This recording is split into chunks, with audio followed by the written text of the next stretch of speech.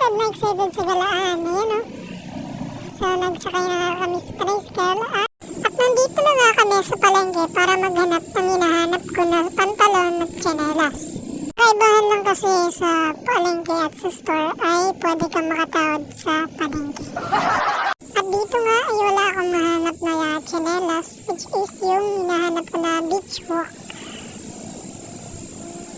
Ang meron lang sila ay best walk. So, naglipat kami dito sa nakuha ko lang doon ay pantalon. At kaya naman naglipat kami dito sa Footstep. So, yan, maglalakad-lakad kami, pupunta kami ng Footstep.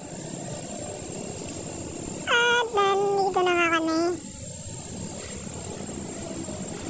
Yan.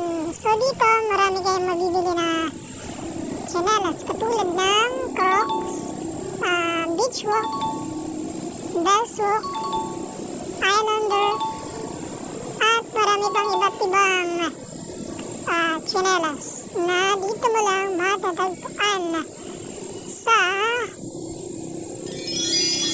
Footstep. So, nakabili na nga kami ng tsinelas, kaya naman pupunta na kami sa SM City. Wow! Yun, sumakay na nga kami ng tricycle papunta ng SM City.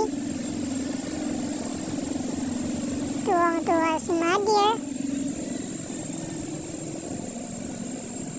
Diba? So, dito nga ay bibili kami ng hinahanap ko na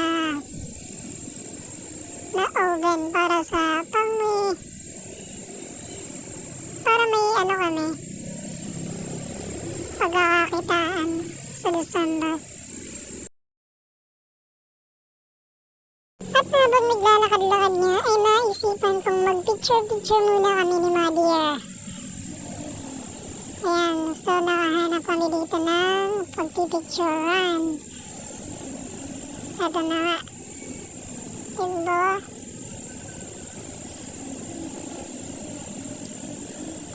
At nandito na nga kami sa bibilihan namin ng oven. So dito rin maraming mabibili na oven. Iba't ibang klase. May mga malalaki, maliliit. 9 liters, 7 liters, 12 liters, 35 liters. May 25 liters. Meron ding gas stove. Meron ding rice cooker. Lahat ng mga appliances na mabibili mo dito. And katulad ng mga hardware, mga grinder, ganyan. So, ito na nga. Sabi ko nga itry yung oven kung gagana ba talaga.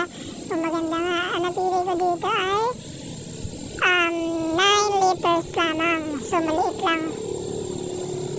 Affordable yung mabibili dito sa SM City Daet. Kaya kung gusto niyo bumili, punta lang kayo. Punta ka Daet. So, after namin mabili yung oven, ay naisipan namin bumili ni Mother ng donut. At nagugutom na nga kami. So, nagbili kami ng donut at ang milk tea. Yan lang, thank you so much.